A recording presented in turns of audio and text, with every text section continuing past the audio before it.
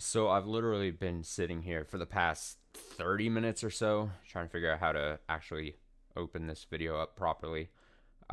Trying to strive some kind of balance between like, oh man, 2021, I was able to play a lot of games and I kept with this thing that's been like a hobby to kind of distract myself from all the shit that's kind of going around, but also give my life some kind of semblance of structure and everything. Balance that with the what seems to be like the ever increasing volume of the screams inside my head that seem to have been taking place for the past like 5 years or so. It's just getting louder and louder. It's just a straight up volume increase. Um, so yeah, I guess instead of some well thought out thing that I've been like scribbling notes on, I'm just gonna use that somehow and chop that up. I don't know. But welcome to the video. Welcome to the video. My favorite games of 20, my favorite games that I played of 2020, played in 2021. I always try to get the wording correct because they're not the favorite games of 2021. It's not games that only came out in 2021. But my favorite games I played in 2021, the year of our Lord 2021. In the year 2021, I feel like I started kind of going back to the my gaming roots, so to say. I feel like I've played uh, more visually novel, story based type games, more RPG type stuff, more JRPG type stuff. I feel like I'm starting to get that, and I think in 2022 I'm gonna even lean more into that. I feel like there's games upcoming that I'm really gonna be kind of getting to that fit that kind of mold. So lots of games played this year. Oh boy. So let's kind of go over the structure of how I do this because I think it's uh interesting of interest and kind of just lays how this works. So basically, whenever I play a game, whether it be on stream or not, though at this point, like 90 to 95% of the games I play end up being on stream or whatever. Um, I finish a game, whether that's the credits rolling or I put enough into the game where I'm like, I've played enough. I have just this running list that I have of games that if the game made some kind of impact, some kind of interest to me, if that makes sense, I put it on the list. It's just so that I have it on a piece of paper throughout the year that I can like reference at whatever point. Because I started making these videos as like kind of like a reminder to myself almost, like what the hell did I play throughout the year? Because I have just the worst memory. I feel like I'm gonna sneeze. So yeah, I ended up this list ended up getting to 26 games. 26 games that oh shit, I'm making the list fall down. 26 games I finished in some sense that I was like, all right, put it on the list. Some games don't end up obviously making the list because they sucked ass or I just whatever or I replayed something maybe. But yeah, 26 games made the list. And this is just a very precursor list. And then when I'm like, oh, when I'm going to make a top 10, then I need to cut that 26. Basically, I cut the 26 to a list of games that possibly could make it into a top 10. That's how I cut that initial list. So from there, that 26 got down to 15 because I've got the little numbers here. So 26 to 15. And then it's like, all right, 15, I need to cut 5 if I'm going to make a top 10. And so it's a lot of hemming and hawing, a lot of pacing back and forth. Me trying to eliminate 5 games from the potentially good 15 games. And I got down to 10. And then once you get down to 10, then it's just a matter of organizing. And I do a lot of hemming and hawing on that too. So the games that didn't make the top 10 will get a little bit of honorable mention list here shortly. To remind the viewer of this video what's made the top games of the past years, because I think I've done these videos, I think, in official context, like last 2 years. 2019, my favorite game that I played that year was Death Stranding. 2020 was Final Fantasy VII Remake. Both excellent games. Great games. Also, speaking of years past, last top video games. I don't know how to talk. Last year's top games of 2020 video somehow got to almost like 2.5 hours, and I have no idea how the hell that happened. I don't care to find out. If I'm being 100% honest, I don't like watching my old videos or videos of myself from the past. So, especially if I'm like talking into a mic or looking at a camera or something. So, I don't know how it happened. I'm going to try really hard not to get it that long at all. But, I mean, I'm just now starting the recording. So, who fucking knows how that's going to happen. But yeah, other base rules, just to get out of the way, like I said, from the top. Not games that just came out in 2021. It's all games that I played, all new games that I played for the first time. Just because I spend, the year playing games that came out years prior that I'm catching up to or that I'm interested in. Though I don't know why I allow this, and I can't obviously officially say how much this actually weighs into it, but games that did release in the actual calendar year, maybe potentially in my head I do weigh a bit more. Maybe I go, hey, this game was, I don't actually know how to give it, like, I don't know how to officially comment on this, but I feel as if every year when I start making the list and I go, for some reason, there's like one or game that like moves a spot or jumps a spot because I'm like, oh, it came out this year. And I don't know why I'm allowed to do that. I mean, it makes no actual sense. I don't know why I can do it, but it is what it is. We just roll with it. Any game that is like a straight remaster or anything that I've played in the past also is not allowed. Any games that I've played for the second time is not allowed. So like I replayed Bloodborne this year. Not allowed to make it into the top 10, although Bloodborne's great. If it's just a small little DLC, then it's not able to make it into the top 10. It just seems like an arbitrary rule, but it's fine. And yeah, I think that's about it. Oh, if it's not like 100% like clean, like first blind playthrough, it can't usually make it on. There'll be games that fit these categories. That's why they're on my mind. So when I get to them in like the honorable mentions, then we'll talk about it, I guess. But yeah, this is top 10. And then I try to get them in the top 10. Sequence them, go from 10 to 1. All the games that made it in the top 10, I did end up streaming except for one of the games, which just because I didn't stream it, we'll get to it when we get there. But yeah, I did stream all the other games, so I'll include the playlists for the top 10 in the description of this video. But if you don't want to spoil yourself for this while you're watching this or listening, then I don't know, don't go in there because they'll just be there. Not in order. I guess I'll try to do like alphabetical or something if I remember to when I'm editing stuff. But yeah, playlist there in the description. And I'm sure I'm forgetting some kind of rule or something that I was thinking of before hitting record.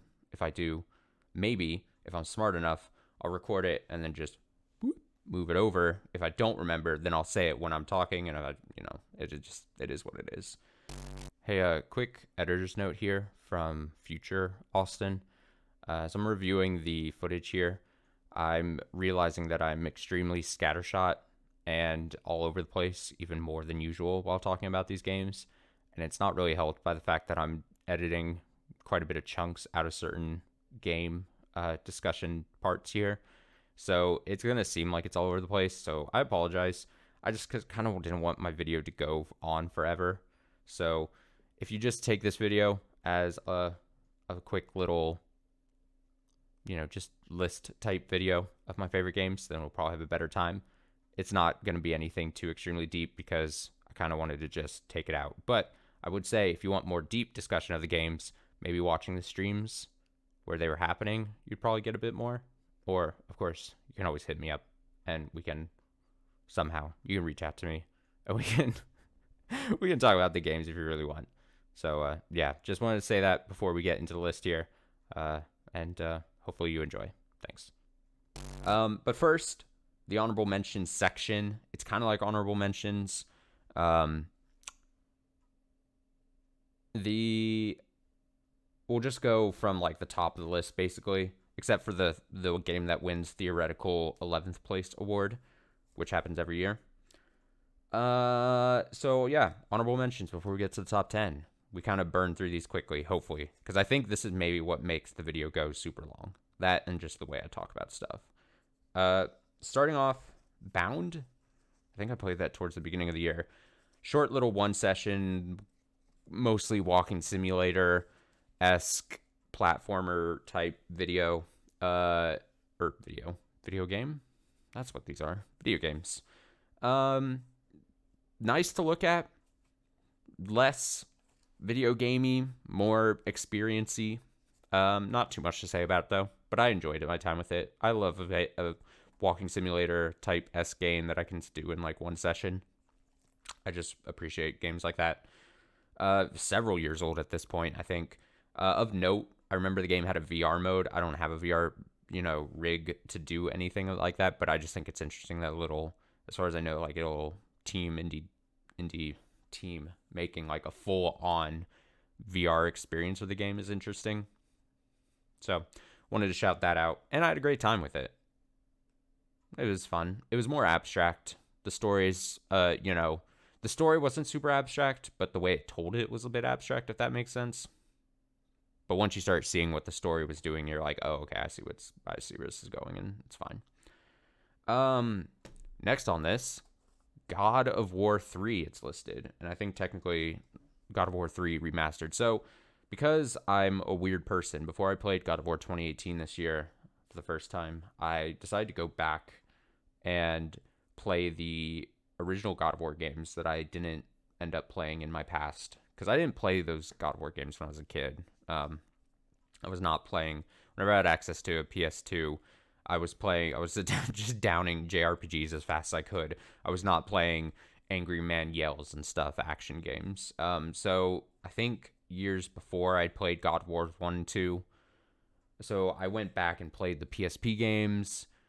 Which were like the console remasters. I played Ascension, which I think was the last one they made in the series before it was on a hiatus, and Ascension broke me. I literally got an hour in and I was like, I can't, this sucks so bad. So yeah, these games don't age well at all, both content-wise, I think, and gameplay-wise. Like, it just kind of bored me. God of War 3, the only one that I wrote down. Technically, is the remastered version. I think that came out on PS4. It was nice to look at, I guess, and as far as like gameplay-wise, was the most interesting. But still, it's kind of like, I mean, like I said, just content-wise and gameplay-wise, in my opinion, doesn't really age great at this point. Games have come so much further, and it's just is what it is. Oxenfree doesn't make the top 10, but very cool game that I wasn't expecting as much of an atmosphere as it gave me. Like, I knew a little bit about Oxenfree and what type of game it was, obviously, but I ended up playing that before they announced like Oxenfree 2 coming, I think sometime next year, or I guess this year. Jesus. The game was cool. I think characters were all right.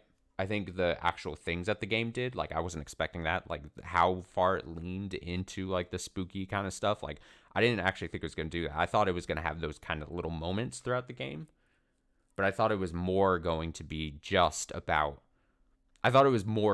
just one of those types of games that delved like really deep into the characters and their stories, and it still did.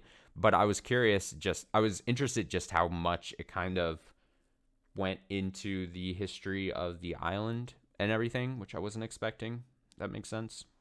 I'm kind of reducing my opinions here because I'm trying to get... I know I don't want these honorable mention games to go so long. They're not in the top 10, so they don't deserve minutes and minutes and minutes. Maquette, published by Annapurna, which every time I say Annapurna, I believe it's Annapurna. Every time I say Annapurna, it sounds like I'm talking like about some long lost relative of mine. It's very strange.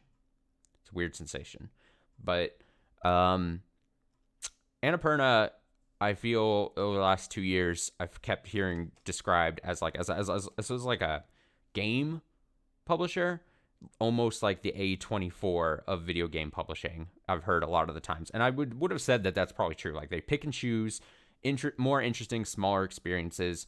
And I would say before 2021, I would say most of the games they were doing were interesting, almost verging on like banger type games. I feel like 2021 they took on more. I think they're growing as a publisher, which is fine, but I think they're taking on a lot of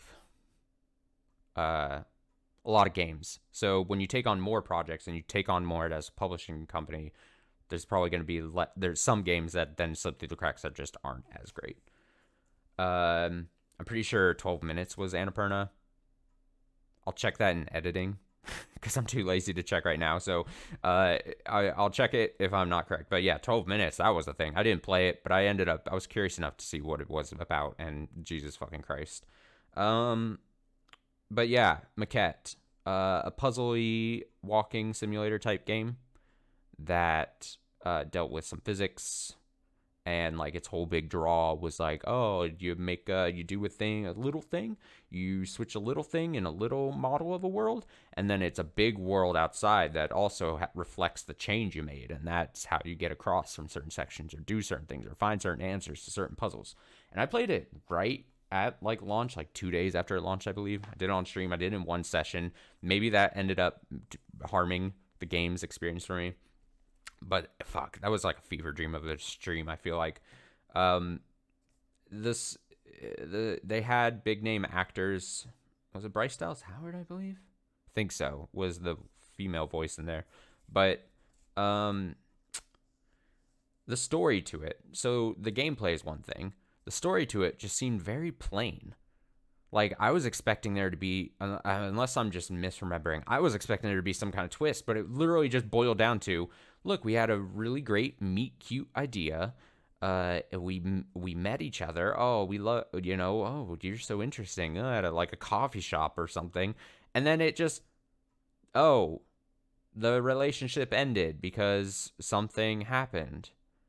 And I don't know, maybe I'm just super cynical, but that's just what happens to a lot of relationships. They just end. They just dissolve. It's not like you're going to meet someone and immediately when you meet someone, they're going to be like, "Oh, they're perfect." And that's it. Like, it just seemed so weird that like the whole time that the story was being told, I thought there was going to be some like twist, but it literally was just a retelling of like how they went from good to bad.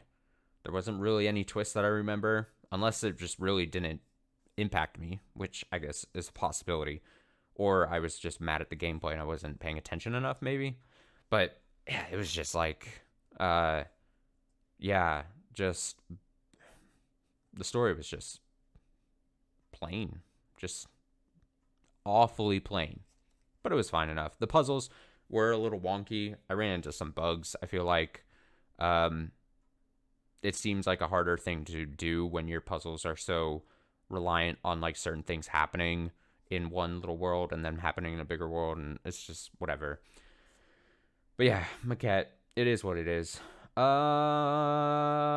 me why. Episodic like game in the vein of Life is Strange. It didn't impact me as much as the Life is Strange games that I've played. Tell me why. It was good that it didn't overstay welcome. I think it only was 3 episodes. I think some of the characters were fine, but like the story, speaking of stories that just didn't seem like they offered like enough variance and interest. It just seemed like, it was whatever. This, brother and sister were twins, I believe, are just trying to find out some kind of like what they considered a mystery to their upbringing or something. And it was just like, just kind of, it was fine. I like games like that, but it was just felt not super engaging. I thought just like Life is Strange games, they had like like an ability, a mystical power almost that allowed them. I don't even know how to describe it. Allowed them to kind of retrace moments in their memories and then like replay them in their minds, and then they shared the memories, and then sort of they're like watching it together, and it took place in the real world.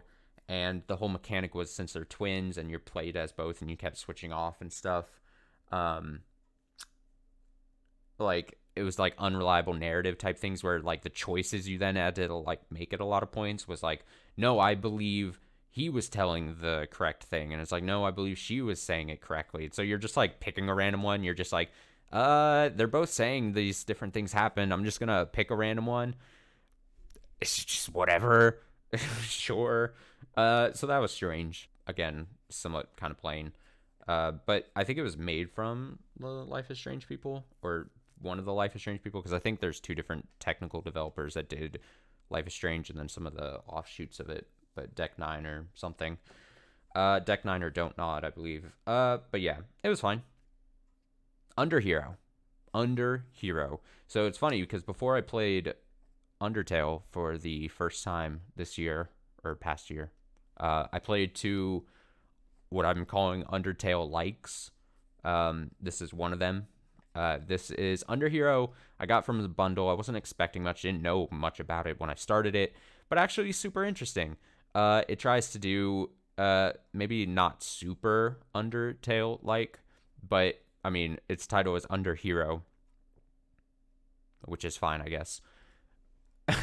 But the game is like a platformer, and then if you run into an enemy, then it pauses everything essentially, like you're not platforming anymore, and it turns into like a Mario and Luigi type battle system where like you're timing for attacks, you're timing for defenses, you have items, stuff like that, you level up and everything.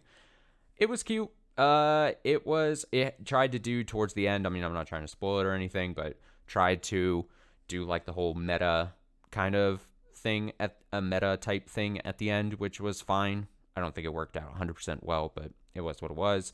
It was a little on the janky side too, as far as the actual gameplay wise. Like some of the platforming felt really janky and off. There were some falls or something you'd make, and you're like, some jumps that you were definitely supposed to make, and you're like, you know. But I appreciated it for what it was. It wasn't a super long experience. It didn't overstay its welcome, so it was good. I have here Final Fantasy VII Intergrade, the DLC that came out in 2021 for 2020's Final Fantasy VII Remake. Intergrade was super cool. Not super long again.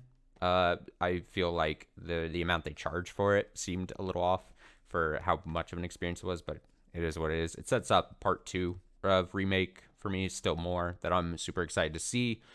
Yuffie was, again, just like in Final Fantasy VII Remake, Intergrade had the characterization basically of Yuffie. We saw how they were going to be making her in the future parts, you would imagine. And she's just a great character, not only to play, but just super fucking spunky and fun and funny. And like, again, just like Remake, really brought out the personalization of like this character that we obviously know of and we've seen many iterations of, but really just fucking nailed. Gameplay was super fun. You could tell that they were like, okay, well, you're only playing really as this one duo of characters, and basically the other guy is just your partner. So you're really just playing as Yuffie. You don't have the amount of characters you had in the base game.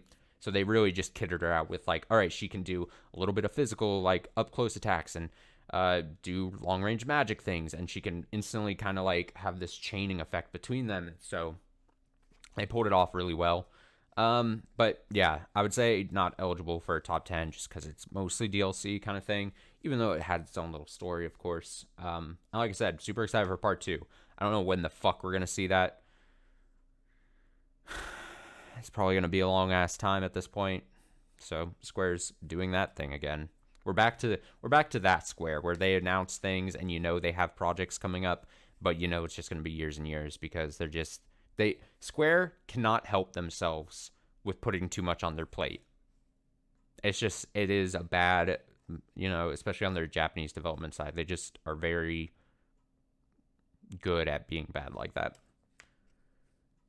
So, buckle up. 2022. Are we going to hear about Kingdom Hearts? I think so. That's just side rant there. Risk of Rain 2. I'm not going to talk about much about this game, but I had no idea what the fuck Risk of Rain was, even though I've heard many people talk about Risk of Rain, and I guess it's sequel here too. So I had no idea what kind of game it was, honestly, before I purchased it. Side note, just because out of maybe interest, I have no idea. I bought that game because I did a COVID Discord date with someone and played Risk of Rain a couple times with this person. And, despite that person eventually ghosting me, Risk of Rain still was super fun. I ended up playing a bit by myself. Obviously, did some co-op of it. I think my biggest complaint is that runs in it, because it's kind of like a roguelike experience. Runs on it feel very luck dependent on item drops and everything. You could be playing really well and you could be playing, the same run to run, but if you just don't get certain items and certain items don't pop up and you just have shit items, you're just like, this is a bad waste of time. And like runs, you can like grind on runs where you're getting bad items for like 45 minutes to like an hour, and you start getting to like the later sections and you're just like, this isn't feeling good, but like I'm too far in. I'm not just gonna quit. And then you just get mauled later on. You're just like, well, fuck. Waste of time. So yeah, Risk of Rain 2. I've circled here World Flipper. World Flipper, a mobile gachapon game type experience that came to global localization this year. I'd heard things for the past couple years when it was not localized and stuff about it. Been playing it since it's been localized here in the States since day one. Definitely don't feel great putting it on the actual top 10 list, despite me playing it at least a little bit every day, just because of what type of game it is. It's honestly not even that great of a game, if I'm being 100% honest, like gameplay-wise. I think its best moments are just, it scratches that collection itch that I have for like a free-to-play type gachapon game.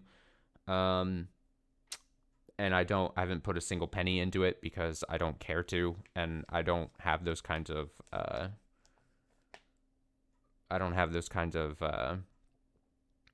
what's the word I'm looking for? I don't have those kinds of, I don't fall prey to like those kinds of like mechanics where you're just sinking money, dollars and dollars and dollars into games like that. Like I don't have it. I play a little bit. I do a little stuff.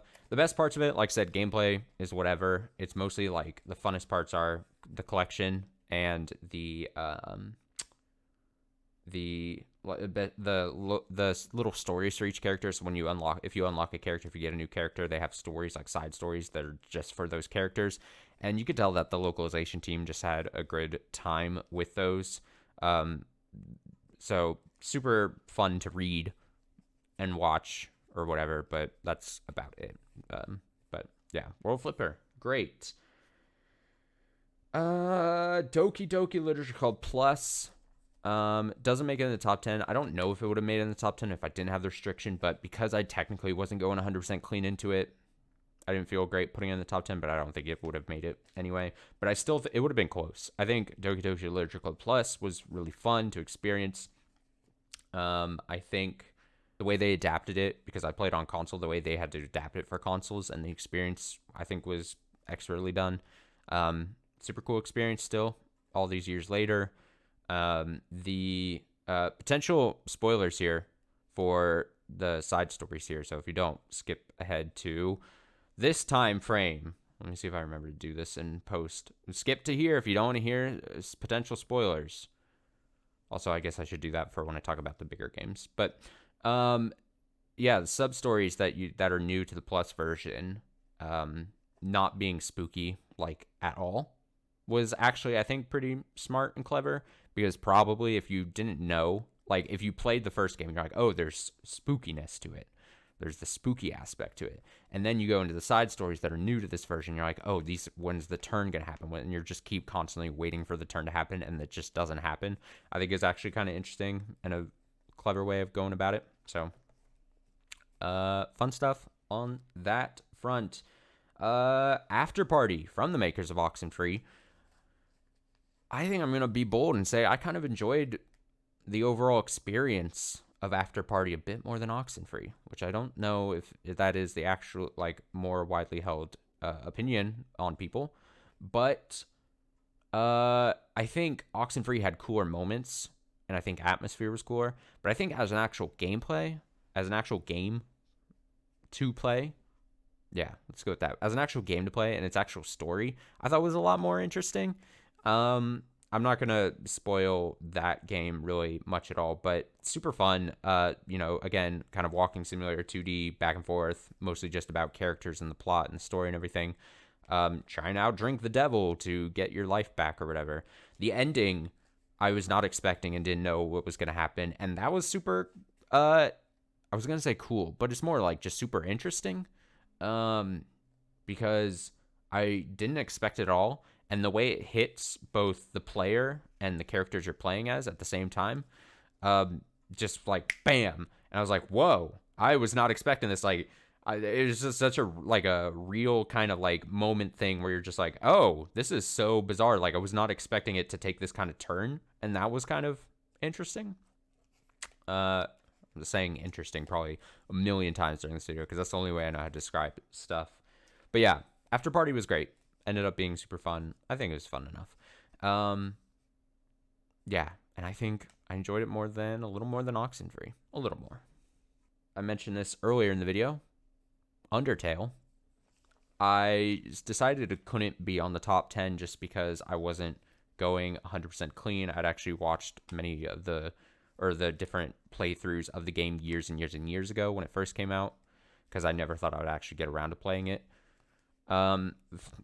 Ended up being that I completely forgot a lot of the stuff about it, which is funny enough. What a great experience. Undertale, it's one of those things where it's like, what can I say that hasn't already been said about it by much more articulate people and smarter people? Some of the characters are really great. Some of the moments, some of the writing is really good. Some of the one-off jokes are probably some of my favorite moments to it.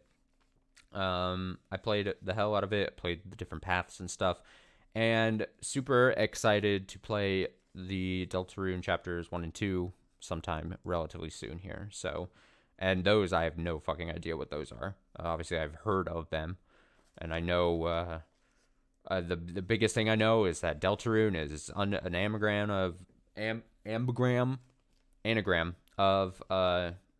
Undertale. That's like all I know.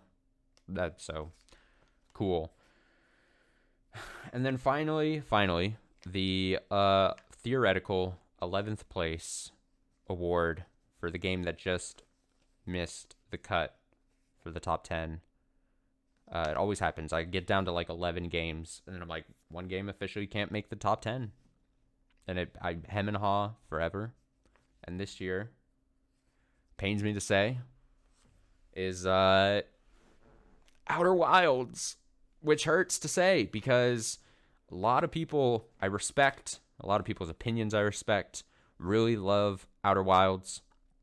Finally got around to playing it in 2021, and I don't know what else to say. I've tried rationalizing it. I think my brain just doesn't work the way your brain might have to work to get to like Outer Wilds and everything it pulls off and everything accomplished. I massively respect Outer Wilds though, and some of the things it does with its looping mechanics and how it kind of just lets you go free and stuff. But yeah, I think there were some super cool moments that I had with it. Like there were some moments, especially in the second half of the game, where I was like, "Oh, that's fucking cool," and I kind of felt like I should have had those moments throughout the whole game if I was to like it as much as a lot of other people like it. But a lot of the time, I just felt like aimless and lost, which I guess maybe is intentional and kind of, thematically the way it's supposed to go. When you think about it, you're just looping in space.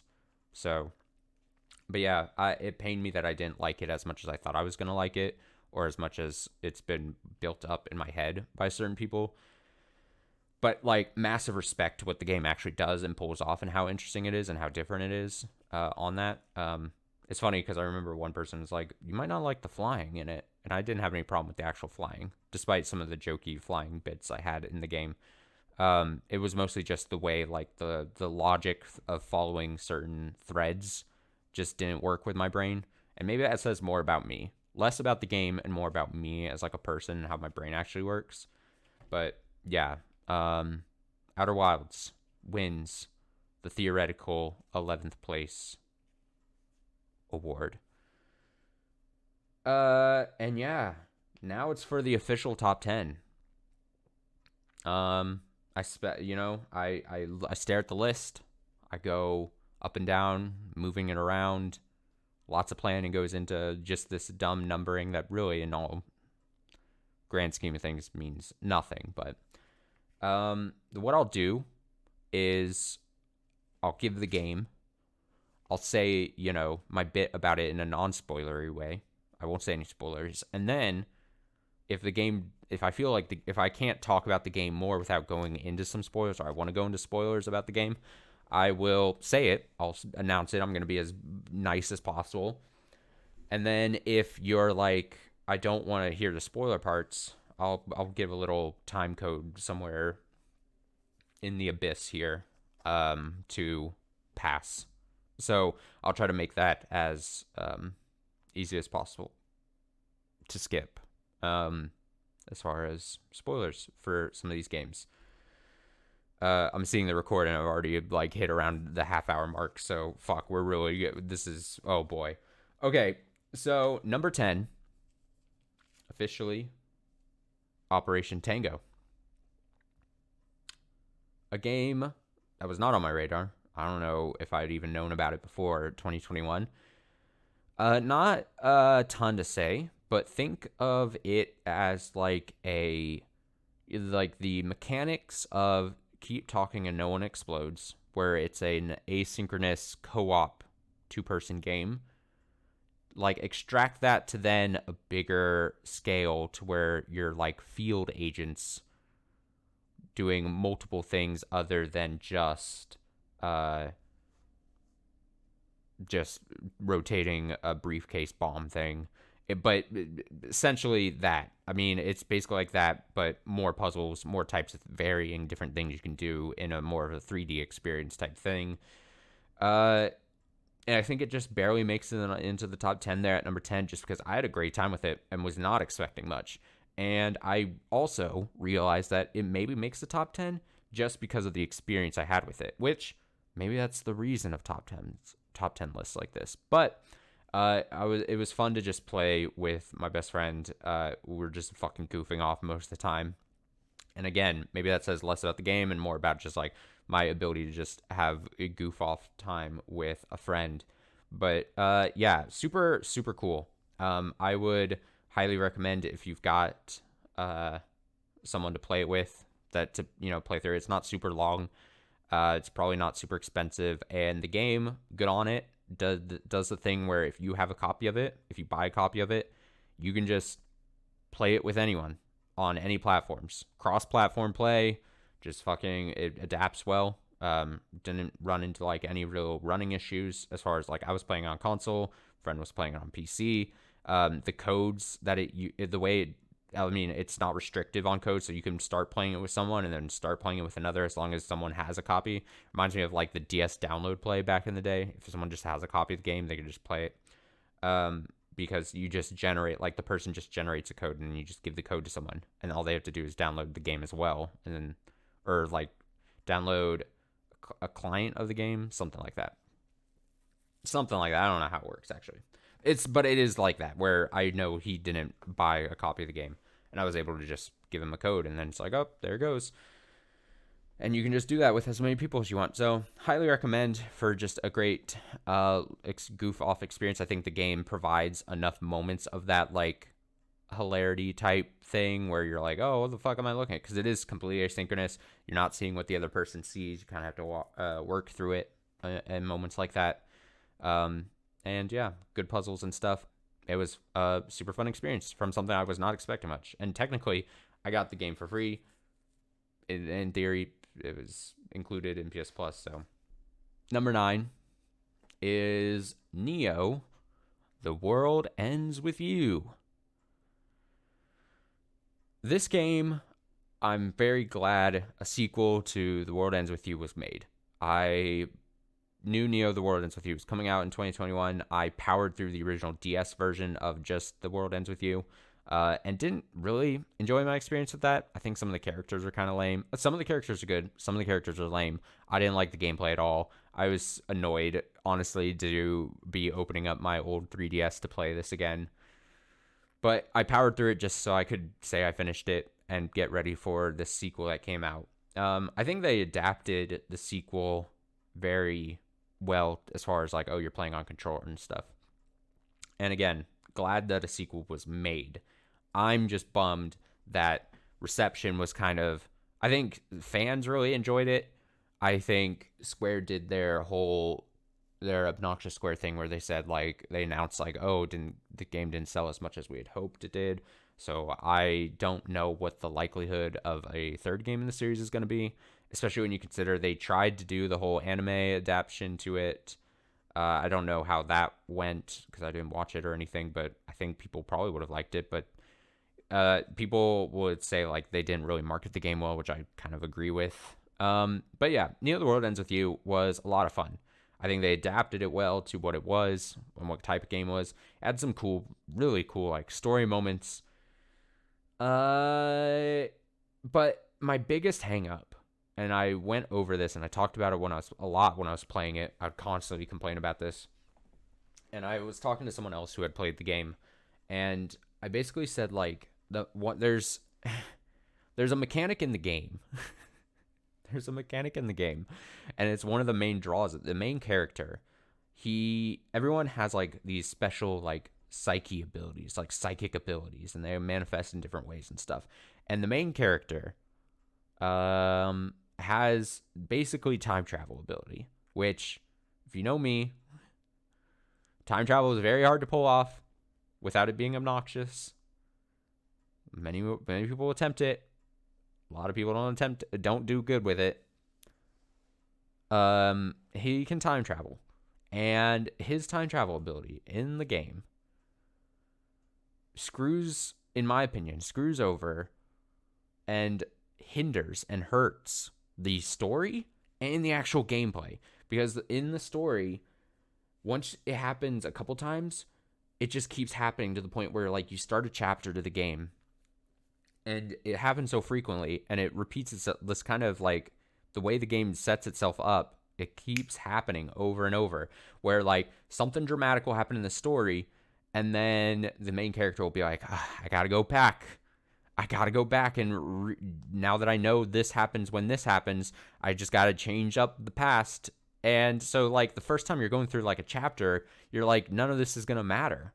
Any of the consequential things that happen are just gonna be done back. And like that annoyed me a lot for some reason for the story, because it's like, why am I even doing this? Anything that happens of consequence is just going to be deleted. That will just be backspaced back, and we're just going to redo the chapter.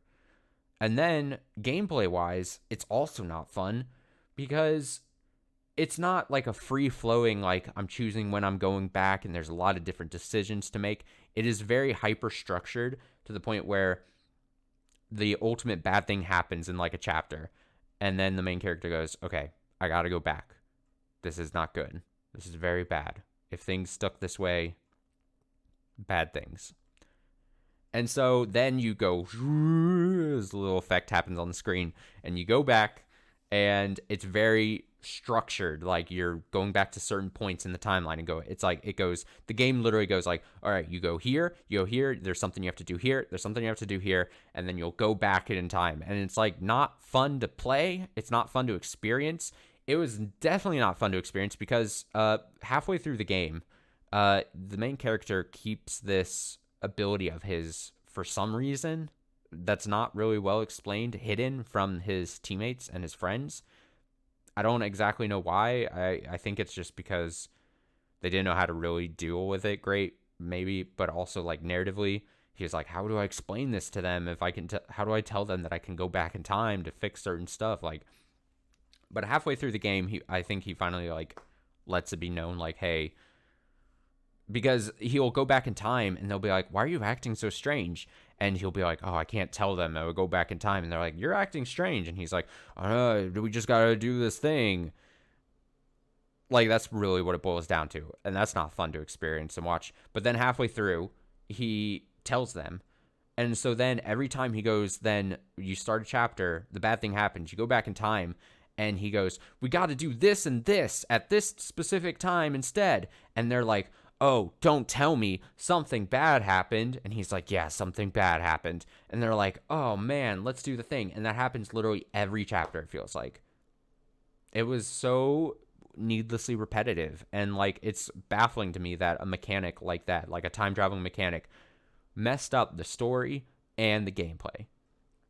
Like, you would think that if they're doing like a mechanic like that, like introducing time travel into any piece of media, a game, a movie, a book, whatever the case is, you would think that there's some good reason to do it, and there seemed like there was no good reason to do it, honestly, because it didn't benefit the story, in my opinion, didn't benefit the gameplay, it just made everything kind of obnoxious. But still super fun to play, actual like moment to moment like battle moments.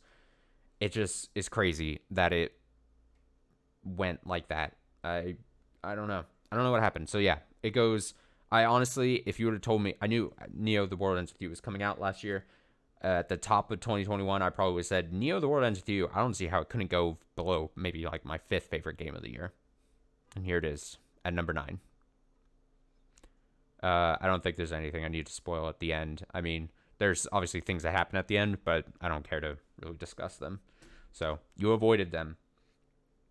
Number 8. Before I say the name of the game, a strange phenomenon that always ends up happening probably every list here is I get back to a AAA game type experience that came out 2 to 3 years ago that I didn't have the time to play at the moment, but I get around to that year and I'm like, I'm so ready. Everyone hyped up this game.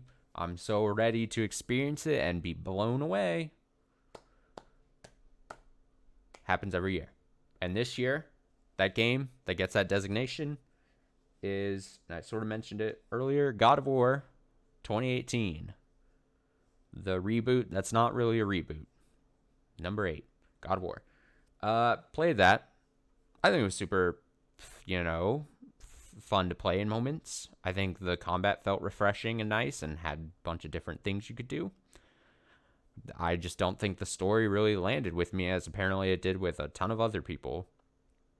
And don't really know how to explain it. The way it was built up over those last 3 years, I expected it to blow me away story-wise, and consider me not blown away. I think it was fine. I think it's better than a lot of games. I'm at the point where I'm interested and play enough of these AAA cinematic type experiences, single player type things that like my bar is like now high. Like I need them to be very interesting, and I think this had really good characters, really good moments. Like I said, felt great to play.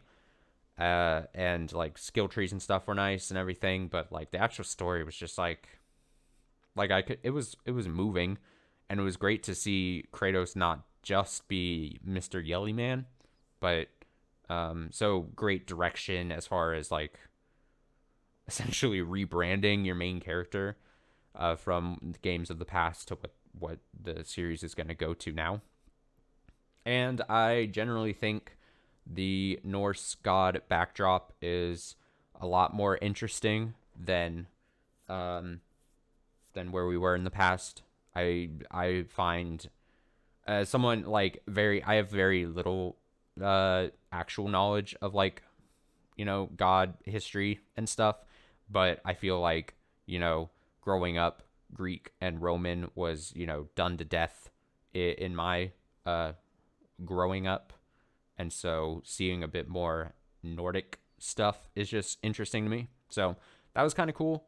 I thought the locales of the game, some of them are really good, but I kind of just I didn't expect the center hub world to be so center hub worldy. And I don't think I necessarily think that that's a bad thing, but I just wasn't expecting that.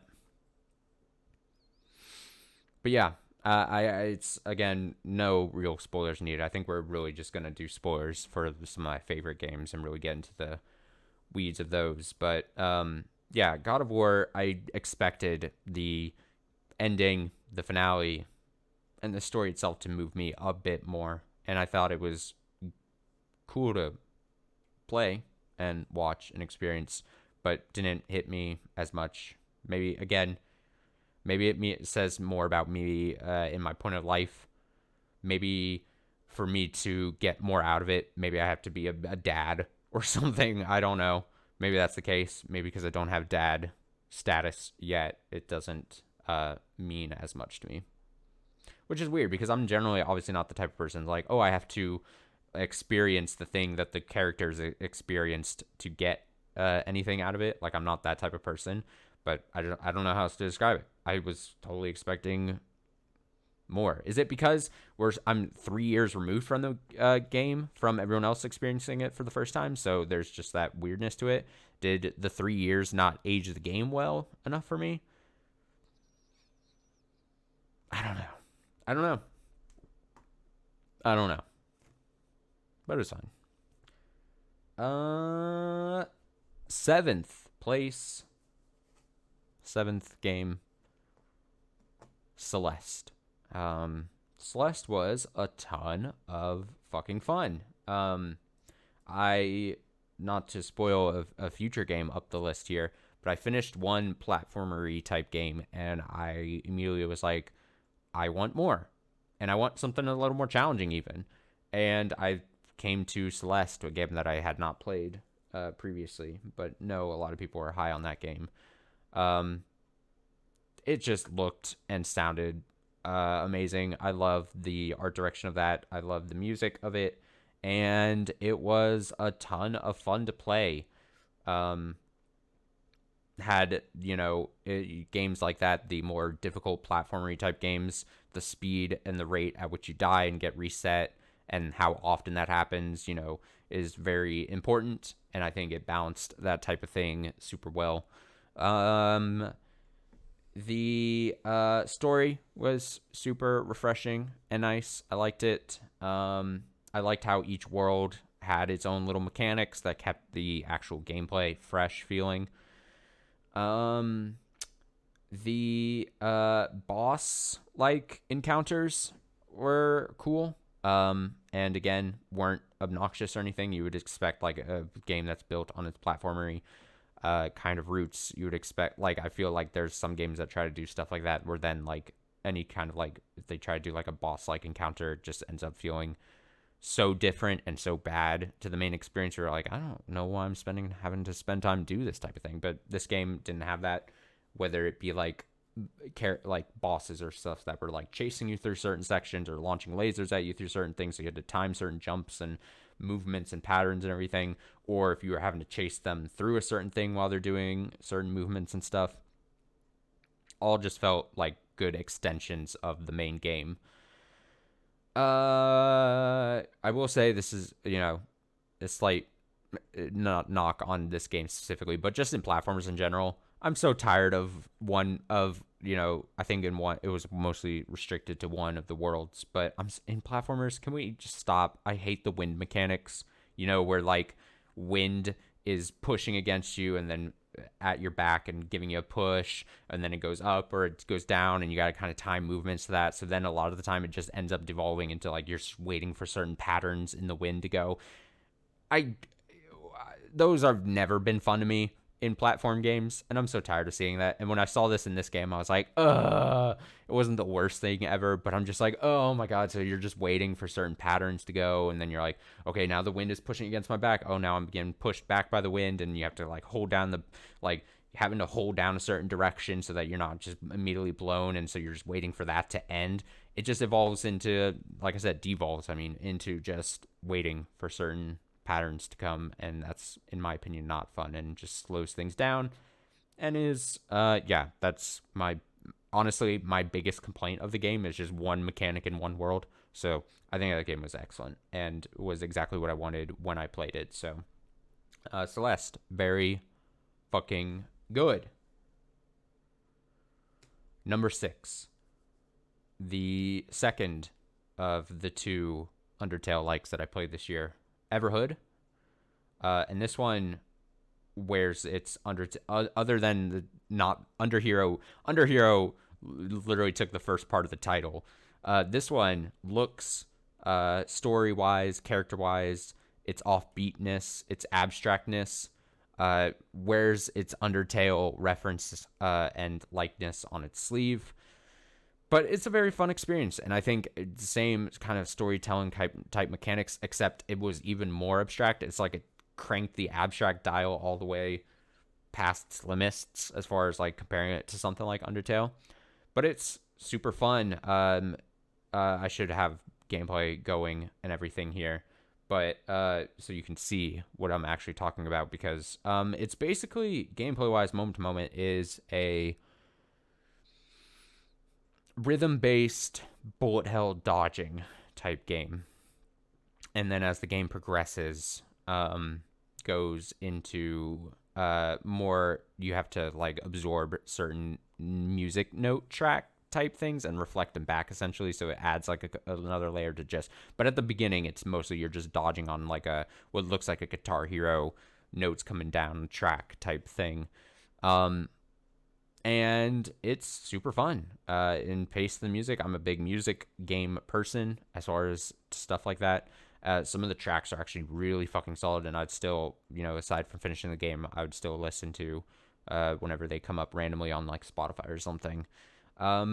It's not a super long experience, so it didn't overstay its welcome, but I will knock it definitely. And I don't know, I hate this trend in video games, and I know this doesn't apply to everyone, but it's very annoying when like I finish the game and then you look up like, is there more? Or the game lets you know there is more, but guess what?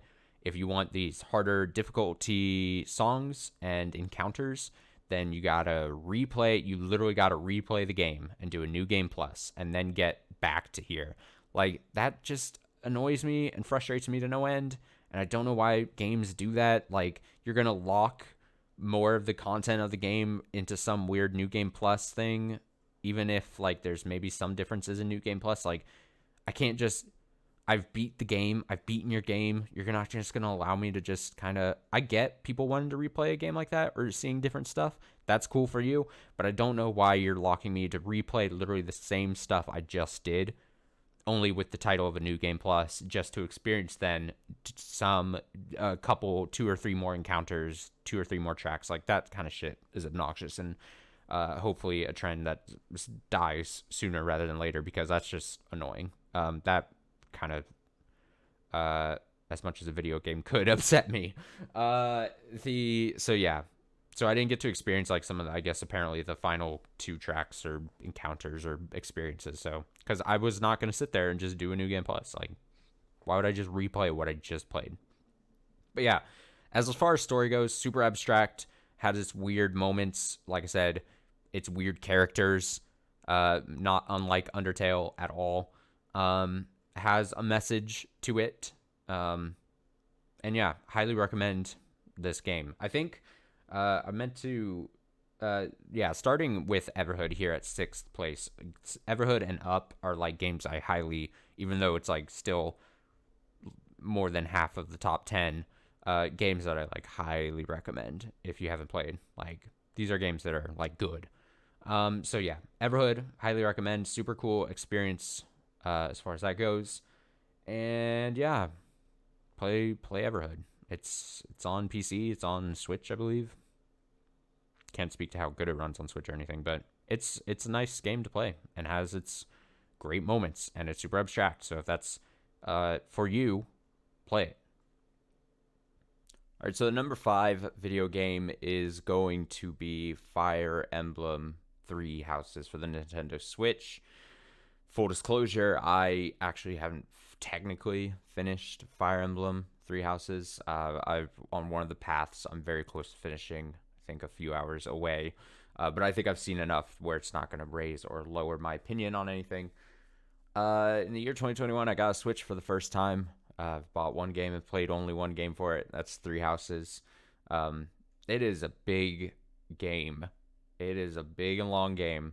There is so much to do. Now, full disclosure, also, I didn't actually play the 3DS games after I played Awakening Fire Emblem Awakening, and really loved that game and loved the direction the series went for that. The 3DS games after that, whatever they were called, where it required you to buy like a million games to get all the different stories and stuff. I didn't actually play or pick up. I was so done with playing my 3DS at that point. But yeah. So anything that might have been introduced in those games, and then I just didn't see. That explains that. But yeah, Three Houses has so much and is a lot of fun, and basically boils down to it's still super fun to have a map in front of you and procedurally go through and just be a giant death ball, move through and kill your enemy, the opposing forces and stuff, and thinking out plans and everything.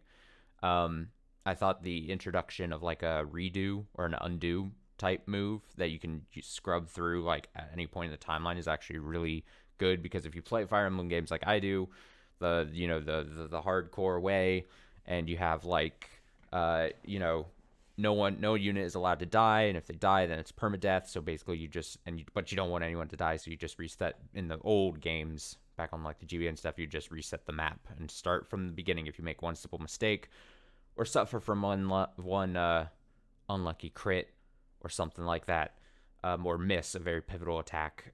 Basically an undo made it so that I felt myself more as I was moving through maps, setting myself up for multiple win conditions in every single battle, so that if something were bad to happen, then I'm like, well, good, I was smart enough and thought plans and moves ahead to where I could undo the one character who had a really unlucky miss of mine, and then I can move someone else to do it. And I thought it actually ended up being a fair system. I didn't think it felt cheap, really, in any way, and it's probably saved me from a lot of frustration playing through the game.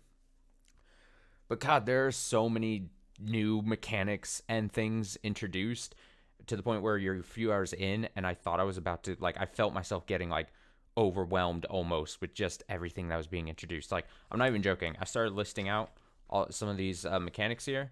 Let me go through some of this stuff here, yeah?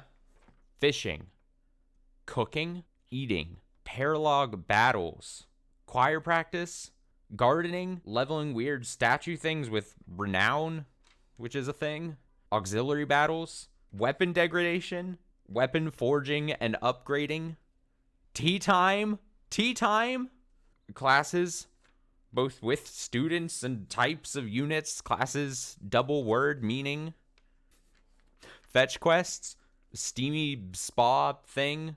You think I'm done with this bit, but I'm not. I'm going to keep going. Crests, special weapons, tutoring, battalions, abilities, professor ranks, finding random shit everywhere across the monastery, certification exams, support conversations, gambits, adjutants. I don't even know if I'm saying it right. Combat arts, fighting monster units, these giant monster units, and they have their own mechanics and everything.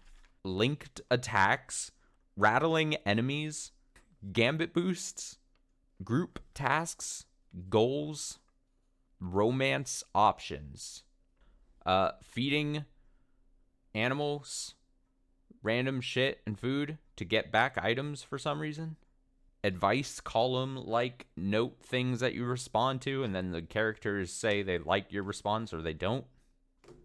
Needless to say, there's a lot of different things there in the Fire Emblem game, but yeah, it's packed with a lot of content, a lot to do. I think there's a lot that you could skip out on and still have a good experience. So if you're feeling like me and you're feeling like you're about to be overwhelmed with stuff, then you could probably just pass on a lot of that stuff anyway and be totally fine. I think it's built so that you can like forget some of these things or not really worry about some of them stuff.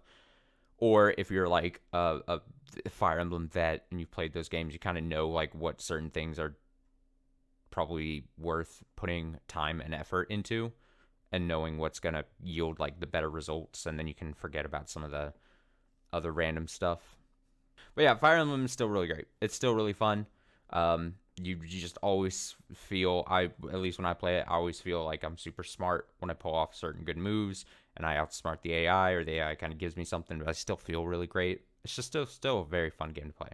Glad to have played it. Glad to be the first and only Switch game I've played so far. So yeah, number 4 is going to be Hollow Knight.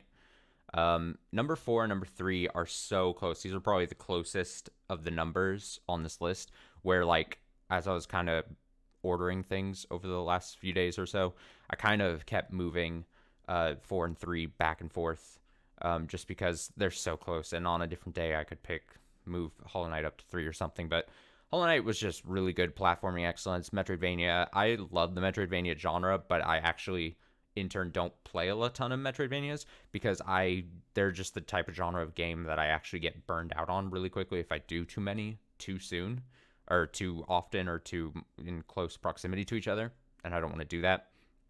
But Hollow Knight is really good. Great Metroidvania, great mechanics, great fighting. It feels good. It's just the right amount of challenge to it. It's not too difficult. The probably my favorite series to stream this past year. The it had a lot of backtracking, or it had some backtracking to it, where I felt like I was just able to chill on stream and to remember stories and recount stories from random points and stuff in my life and stuff. But also like the ending was really fun. The ending was super tough, but also like again that right amount of challenge where you ended up beating it and you feel really great for doing so. Just a great moment there at the end. But really cool environment. Obviously, really great art style. I feel like, and doesn't get bogged down with unnecessary. Everything feels, it's just the right complexity as far as like the different platforming options that it gives you, and the abilities you get for moving around the stages. So like your double jumps and your hops, your like downward thrust hops and everything. Your standard stuff's there. A couple other things are there as well that I won't go too much into, potentially spoiling or something, but different movement abilities and types that keep it just fresh enough as you move throughout the game, which is like pivotal for a Metroidvania type game like that. Prior to playing it this year, I'd always hear people talk about how great Hollow Knight was and the meme about always wanting Silk Song and everything. Now I know why everyone wants a sequel to that game. So yeah, that's the cool, very fun Metroidvania game, and I'm hoping Silk Song gets more info out soon. So yeah, 4 could have easily been 3 on any other random day, but as of recording this video, I'm keeping it at 4, Hollow Knight. Okay, number 3, Persona 5 Royal. I didn't play Persona originally, the original base Persona, or Persona 5. I didn't play the base Persona 5 originally. Finally got around to Persona Royal. Persona 5 Royal, Jesus. That game is long as hell, but it's super fun. And there was a point where started crossing like the 100-hour mark where I was like, okay, this kind of needs to just wrap up and finish. And then when I got done at about 168 hours, I was like, oh man, I kind of want this game to keep going. I wasn't ready to leave these characters and everything behind. But super long game, and it's not like if it was shorter, it would go up to 2 or 1 or anything. I'm not holding its length against it, but damn, is it harder and harder as you get older and older to really put and justify putting that much time into a single game and stuff when you're trying to play a bunch of other different random stuff. Super cool game. I like the additions. I'm not the biggest Persona person or Shin Megami Tensei person. The only other Persona game I really played other than like spin-offs like Dancing All Night that I've played in the past and stuff, is Persona 4 through Persona 4 Golden, which I really enjoyed back in the day. Persona 5 Royal has some really good moments. It drives me insane, the anxiety I feel about not spending my time during the free time accurately or well. By the time I finished, there was a couple there's really only just one confidant rank where it was a team member that I just completely like didn't have the time to hang out with, and I felt bad. I was like, I didn't get to hang out with them, and it's just time management kind of thing, and not knowing what I'm going to be, not knowing what I need to put time into to see certain stuff. Like it got to the point where I was already on the right path, but it got to the point where like I had to make sure I was doing the correct things to see the extra like third semester content, because I would have been fucking bummed if I got to the end and it's like, well, you didn't do enough. Now go reload a long past save and replay so you can make certain choices and stuff. And like that kind of stuff kind of bums me out. If that's my one knock against Persona 5 Royal and the Persona series in general, at least Persona 4 that I have other knowledge about. I just that kind of stuff. I get why they do it, but it's kind of a bummer if you're just unfortunate enough and you know it's you ride that tricky line of like, do I want to search to see what the requirements are? Do I want to potentially spoil myself? Does this potential spoil stuff if I check what those barriers I have to get past are? That kind of stuff sucks. But yeah, it's a long game. You're in it for a long. If you want to play that game, it's really good, but super long. It's funny to me just how alike that game was to Persona 4, down to like characterization, certain things about the ultimate bad guys, let's say, dancing around stuff, or certain character tropes and stuff like that. Like just how similar certain things are. Which I wasn't expecting it to be super similar, which was funny to me when certain beats happen in the story or whatever, and you're like, oh, this is exactly like it, down to like the mascot like characters and everything. It's all just very funny. The Yeah, I really enjoyed my time. I hope this is just a wish. Whenever Persona 6 inevitably is announced and shown off and comes out, I really hope they don't do a Persona 6 extra version. I hope the original base thing is the definitive experience, because I don't know now, knowing, I didn't play Persona 5, the original thing, but if I played Persona 5, I probably would not have spent all the time playing Persona 5 Royal, and I would have been bummed that I didn't see the extra content in Royal. I would have been bummed if I had to replay the original base content. So it's just like, I hope they figure out a way. Like I was saying this as I finished Persona 5 Royal, I was like, I hope they announce 6 and they go, we're not going to do, like, they just straight up say, we're not going to do like a Royal version or Golden version, or, I mean, those are kind of like slightly different things, but, we're not going to do a few years later release another version that's like a whole more extra part to the game. Like, that would be my dream. I don't think they're going to do it, because I imagine they probably make a ton of money from people buying both versions a few years apart and everything. But that would be my dream. And yeah, other than that, like the ending, I mean, this isn't really much of a spoiler stuff, but I just love you spend the whole game and it's all about, your friends and confidants, and no matter how cheesy how it sounds, like the whole, oh, all your friends, even the minor friends that like you had moments with, even from the very beginning of the game that you haven't really thought about, like they all come to your aid and try to help you in their own little ways. Like it's cheesy sounding, but it's ends up being a nice little ending to that game. So yeah, Persona 5 Royal, very fucking good game. 2 is 13 Sentinels Aegis Rim, a game I played at the very top of the year, so I had to kind of refresh my whole experience playing that game and stuff a bit. But that game is really good. Visual novel type game that has 13 protagonists basically in it. And when that was painted to me, I was like, oh boy, it's going to do the visual novel thing where there's so many different perspectives. And if I'm following everyone's story, there's going to be probably half of them that, the stories suck or they're boring, or I just want to click through and their story. I mean, I wouldn't, but I would just want to click through and be like, this person's story sucks. This game does the impossible. Every character, all the different protagonists, all 13 of them, all super interesting, all have their own different interesting little hooks to their story. All doing super interesting thing with different sci-fi references. This is one of those games where I definitely don't want to give away too much as I'm talking about it here, because I think it's coming to Switch sometime this year, and it's like I think it would be perfect for Switch, honestly. But it's super fun, super sci-fi. It unabashedly takes different references to different sci-fi properties that are just like, when it first happened, like my first major sci-fi, literary work, or movie reference like popped up, I was like, oh, that's goofy, and then it did it like constantly, and I'm like, oh, this is actually really funny and interesting, just because then you're just waiting for the next things to happen. But whatever the case is, yeah, every characters, and it does a thing where they're all intertwining, all the different characters find each other through different means and everything. It pulls it off miraculously well. The battle part, the more gameplay RTS mech fighting thing, I played on normal difficulty. There was someone when I started early on, someone messaged me or commented on one of the videos like, hey, you should bump it up to the harder difficulty for it to be better. And I thought about it. I was like, no, I don't really care to. Like, it's not needed. If you play on normal on the mech fighting thing, it's actually pretty laughably easy. I don't know if it's been tuned since release. I wouldn't imagine it would have, but I think those were more just like moments. Then if you're just playing on normal with those combat things, it's just like pretty looking RTS, screen of missiles and bombs and everything going off, and it's more like a visual treat, honestly.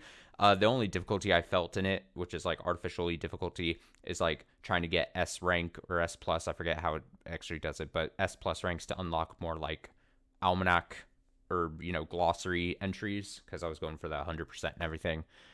Which those just boil down to don't be super dumb, don't put yourself in bad positions, and sometimes it was like use these two characters on this map, and you're like, okay, I'll use these two characters on this map. So super cool. 13 Sentinels Aegis Rim. That's another, it's a sort of longer one, but it's a visual novels type stuff. It's voiced well. I thought the English voice acting was good. And yeah, like I said, played at the top of the year. Held my attention throughout the whole thing. The ending was good. And like I said, all the characters are super interesting.